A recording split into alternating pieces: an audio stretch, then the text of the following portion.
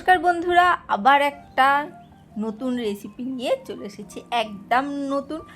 আমি জানি না তোমরা কোনো দিন ট্রাই করেছো কি। আজকে ছানা দিয়ে আর উচ্ছে দিয়ে, মানে পনির আর উচ্ছে দিয়ে রেসিপি হবে। কি করছি চলো দেখে নেওয়া যাক আস্তে আস্তে। এখানে প্রথমে একটু 5 ফোড়ন ভেজে নিচ্ছি। শুকনো কড়াইতে 5 ফোড়ন একটু হালকা করে ভেজে এটাকে গুঁড়ো করে নেব, সেই জন্যে আগে ভেজে নিচ্ছি। একটু মানে লো ফ্লেমে ভাজবো। এখানে নিয়ে নিচ্ছি 5 ফোড়নের সাথে কিছুটা পোস্ত দানা 2 চামচ মতন দিয়ে দিলাম। 1 চামচ মতন 5 ফোড়নটা দিয়েছিলাম। এবারে দিয়ে দিচ্ছি সাদা সর্ষে 1 চামচ দিলাম। সবটাই কিন্তু আমি লো ফ্লেমে ভাজছি। আর এখানে দিয়ে দিচ্ছি কালো সর্ষে 1 চামচের কম। হালকা করে নাড়াচাড়া করে নিচ্ছি আর গ্যাসের ফ্লেমটা একদম লো রেখে দিয়েছি। ওদিকে ভাজা হয়ে গেছে আর এই দিকে আর একটা কড়াই বসিয়ে দিয়েছি। তার মধ্যে দিয়ে দিয়েছি সাদা তেল। চলো পরিমাণ মতন সাদা তেল দিয়ে দিয়েছি। সত্যি উচ্ছে দিয়ে মানে পনির বা ছানা যেটাই বলো না কেন, সেটা দিয়ে এত সুন্দর রেসিপি হয়, না করলে বা না দেখলে কিন্তু চিন্তাই করতে পারবে না। চলো উচ্ছেগুলোকে দেখতেই পাচ্ছ এরকম করে কেটে নিয়েছি। উচ্ছে বা করলা যেটা ইচ্ছা তোমরা নিতে পারো, কোনো অসুবিধে নেই। একটু মাঝারি সাইজে কেটে আমি ভেজে নিলাম। একটু মোটা মোটা রয়েছে, হালকা করে ভেজে তুলে নিচ্ছি। তোমরা কিন্তু কড়া করেও ভাজতে পারো। যারা উচ্ছে তেতো বেশি খেতে পছন্দ করো না, তারা একটু বেশি করে ভেজে নেবে, তাহলে তেতোটা একটু কম লাগবে। আর এখানে লম্বা লম্বা করে কাটা আলু দিয়েছি। উচ্ছেগুলো তুলে ওর মধ্যে দিয়ে দিয়েছি আলুগুলোকেও নাড়াচাড়া করে নিচ্ছি। দেখো একটু হালকা করে ভাজা হয়ে গেছে। তার মধ্যে দিয়ে দিচ্ছি আমি পেঁপে, আলুর মতনই লম্বা লম্বা করে কেটে রেখেছি পেঁপে, সেটাকেও কিন্তু নাড়াচাড়া করে নিচ্ছি। হালকা করে নাড়াচাড়া করেই দিয়ে দিলাম গাজরের টুকরো। গাজরগুলোও লম্বা লম্বা করে একই সাইজে কেটে রেখেছি। আর দিয়েছি রাঙা আলু, সেটাকেও একসাথে নিয়ে ভালো করে নাড়াচাড়া করে নিচ্ছি। চলো নাড়াচাড়া করা হয়েছে। আর এখানে মানে মশলাটা, ভাজা মশলাটা যেটা ছিল সেটাকে হালকা করে গুঁড়ো করে নিয়েছি। গুঁড়ো করার পর একটু আদা দিয়ে জল দিয়ে পেস্ট করে নিলাম। ঠিক আছে, আগে কিন্তু হালকা করে গুঁড়ো করে নিয়েছিলাম, তারপরে কিন্তু আদা দিয়ে পেস্টটা করলাম। আর এখানে সামান্য একটু হলুদ গুঁড়ো দিলাম। আশা করি বুঝতে পারছো কি রেসিপি হতে চলেছে। চলো দেখতে থাকো। এখানে লবণ দিয়ে দিয়েছি, দিয়ে ভালো করে নাড়াচাড়া করছি। আর যে কোনো জিনিসই বলি ওই যে একটু লো ফ্লেম করে নাড়াচাড়া করবে, তাহলে জিনিসগুলো পুড়ে যাবে না। একটু বিনস দিয়েছি, যেরকম সবজি থাকে সেই রকম সবজি কিন্তু তোমরা এখানে ব্যবহার করতে পারো। মোটামুটি এই সবজিগুলো দিলে ভালো হবে। আর এখানে দিয়ে দিয়েছি মোটা মোটা করে কাটা বেগুন। সেই বেগুনটাকেও কিন্তু লম্বা করে কেটেছি, সেটাকেও হালকা করে নাড়াচাড়া করে নিচ্ছি।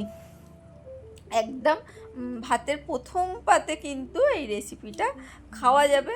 আর এতটাই দুর্দান্ত হয়, না করা পর্যন্ত কিন্তু জানতেই পারবে না। আর সামান্য একটু ধনের গুঁড়ো দিয়েছি, খুব সামান্য একটু ধনের গুঁড়ো দিয়ে সেটাকেও দিয়ে কিন্তু নাড়াচাড়া করে নিচ্ছি। এখানে একটু কাঁচকলাও পারলে তোমরা দিতে পারো, আমার কাছে ছিল না তাই দিইনি। আর এখানে পেস্ট করে রাখা মশলাটা কিন্তু আমরা এবারে দিয়ে দিলাম।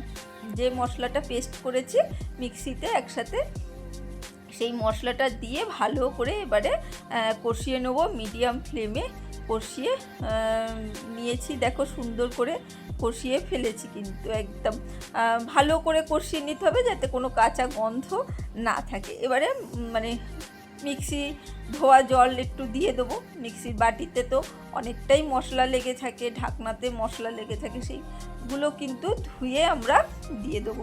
ভালো করে ধুয়ে দিয়ে দিয়েছি। একটু সেদ্ধ হওয়ার মতন কিন্তু আমরা এখানে জল ব্যবহার করব, যাতে মোটামুটি সবজিগুলো সেদ্ধ হয়ে যায় আর সামান্য একটু ঝোল থাকে, সেই পর্যায়ে কিন্তু রাখতে হবে। আর ঢাকা দিয়ে সেদ্ধ করব। আর এইখানে দেখো পনিরটা নিয়েছি। পনিরটা সামান্য একটু লবণ দিয়ে পনিরটাকে হাতের সাহায্যে এবারে ভালো করে মেখে নিতে হবে। মোটামুটি সন্দেশের মতন বা রসগোল্লার মতন খুব ভালো করে ঠেসে মাখতে হবে সেই রকম নয়, কিন্তু হাতের সাহায্যে একটু কিছুক্ষণ ধরে কিন্তু পনিরটাকে ভালো করে ম্যাশ করে মাখতে হবে। সুন্দর করে মেখে নিলে পনিরটা খুব সুন্দর কিন্তু হবে। আর ঘরে ছানা দিয়েই কিন্তু আমি করেছি, আশা করি ছানাটা দেখে বুঝতে পেরেছো।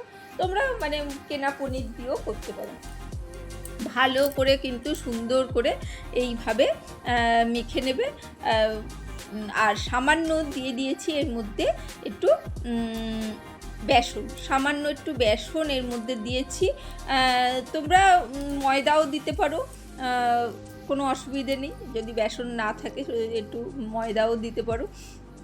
একটু ভালো করে এর সাথে মেখে নিতে হবে, ভালো করে সুন্দর করে। এমনিও পনির শুধুও করা যাবে, কিন্তু একটু বেসন বা ময়দা একটু দিলে কি হবে, ঝটপট হয়ে যাবে। মানে এটাকে বেশিক্ষণ মানে মাখামাখি করতে হবে না, সেই জন্যে এখানে কিন্তু একটু বেসন বা ময়দা যে কোনো একটা ব্যবহার করতে পারো। আর ওই যে ভালো করে একটু ম্যাশ করে নিয়েছি, ম্যাশ করে এবারে ছোট ছোট করে হাতের সাহায্যে ছোট ছোট করে বল করে নিতে হবে। সুন্দর করে একটা ছোট ছোট করে চ্যাপ্টা গোল যেরকম ইচ্ছা বল কিন্তু করে নিতে পারো। আর যদি শুধু ছানাতে করো তাহলে কিন্তু ছানাটাকে কিন্তু খুব ভালো করে মাখতে হবে, না হলে কিন্তু যখনই এইগুলোকে ভাজবো তখন কিন্তু এগুলো ফেটে যাবে। আর এই বেসন বা ময়দা দেওয়াতে মানে ছানাটা যদি খুব ভালো করে মাখা নাও হয় তাতে কিন্তু কোনো অসুবিধা হবে না, মানে ভাজতে গেলে কিন্তু ফেটে যাবে না। এখানে মোটামুটি ফুটে গেছে, সেই অবস্থায় সবজিগুলো হালকা সেদ্ধ হয়েছে, তখন আমি কিন্তু ভেজে রাখা উচ্ছেগুলো দিয়ে দিলাম। তো আমি বারবার বলছি, যারা উচ্ছে খেতে মানে পছন্দ করো না তেতো খেতে, তারা কিন্তু একটু বেশি করে ভেজে নেবে। এখানে দেখো একটু সামান্য 5 ফোড়ন আমি ভেজে নিচ্ছি। আগে 5 ফোড়নটা তো গুঁড়ো করেছিলাম, তাই মানে পেস্ট করে ফেলেছিলাম, গুঁড়োটা রাখা হয়নি, তাই গুঁড়োর জন্য একটু ভেজে নিলাম। আর এখানে তেল দিয়ে পনিরের বলগুলো ভেজে নিচ্ছি। আশা করি বুঝতেই পারছো আমি কিন্তু শুক্তো করছি। হ্যাঁ, ছানার বল দিয়ে বা ছানা দিয়ে একবার অবশ্যই এইভাবে শুক্তো করে দেখবে, দারুণ লাগে। কিন্তু এখানে বড়ি ব্যবহার করিনি, বড়ি ছাড়া কিন্তু ছানা দিয়ে হচ্ছে শুক্তো, একদম অসাধারণ হয়। দেখো বলগুলো করতে কোনো অসুবিধে হয়নি, আর বলগুলো এইভাবেই ভেজে তুলে নিচ্ছি। বলগুলো কিন্তু খুব সুন্দরভাবে কিন্তু ঝোলে যখন দেবো খুব সুন্দরভাবে কিন্তু একদম ফুলে যাবে, রসও ঢুকে যাবে, সে নিয়েও কিন্তু কোনো চিন্তা নেই। দেখো অলরেডি মোটামুটি জলটা অনেকটা শুকিয়ে এসেছে আর সবজিগুলো কিন্তু অনেকটা সেদ্ধ হয়ে গেছে। এবারে ছানার বলগুলো এর মধ্যে দিয়ে দিয়েছি, ওটা ফুটুক। আর এখানে আমার লিকুইড দুধ ছিল না, তাই আমি গুঁড়ো দুধ ব্যবহার করেছি। একটু সামান্য গরম জলে একটু গুঁড়ো দুধ আর 1 চামচ কর্নফ্লাওয়ার দিয়ে গুলে নিয়েছি। এটাকে দেবো আর এটাকে দিয়ে একটু ফুটিয়ে নামিয়ে নিতে হবে। আর আমি রেখে দিয়েছিলাম ডাটা, যেটা আমি শুক্তে ব্যবহার করব, সেটা আগের দিন কেটে আমি কৌটে রেখে দিয়েছিলাম, তার কথা আমি ভুলেই গেছিলাম। যার জন্যে এই পুরো রেডি করার পর কিন্তু আমি পরবর্তীকালে ডাটাটা ভেজে দিয়েছি। এখানে সামান্য একটু চিনি দিয়ে দিচ্ছি, শুক্তো তো যেন একটু চিনি লাগে, তাই সামান্য কিন্তু চিনি ব্যবহার করেছি। চিনি দিয়ে ভালো করে ফুটিয়ে নিচ্ছি, বলগুলো যাতে ভেতরে রসটা ঢুকে যায়। আর এখানে তেল আর একটু ঘি গরম করে নিয়েছি, এটা ফোড়ন হিসাবে ব্যবহার করব। সেই ফোড়নের মধ্যে একটু 5 ফোড়ন দিয়েছি, তেজপাতা দিয়েছি, দিয়ে হালকা করে ভেজে নেব। ভেজে এটাকে আমি কিন্তু ওপর থেকে মানে শুক্তের ওপর থেকে দিয়ে দেবো। অসাধারণ একটা গন্ধ আসে, মানে যেটা ভালো লাগে।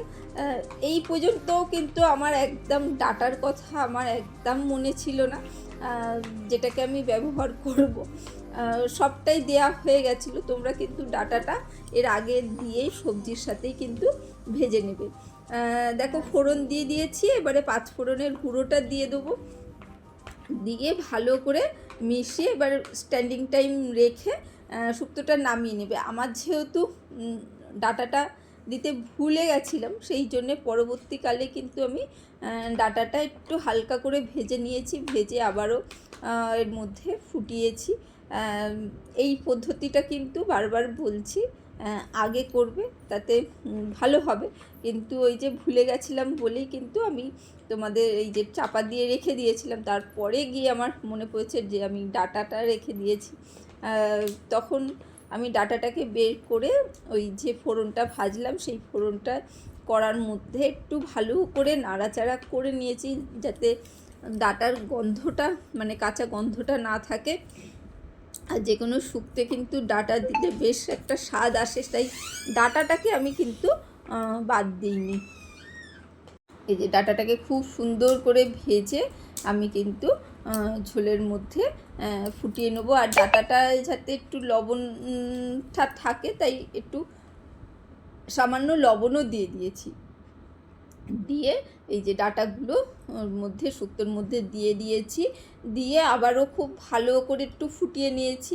এই ফোটানোর পর কিন্তু এই যে মানে মশলাটা দেবে ভেজে, আর গুঁড়ো মশলাটাও দেবে, তাতে কিন্তু দারুণ স্বাদ আসে। কেমন লাগলো আজকে মানে শুক্তোর পদ্ধতিটা অবশ্যই ট্রাই করো, আর ভালো লাগলে লাইক কমেন্ট শেয়ার করতে ভুলো না। আজকের জন্য টাটা, বাই বাই।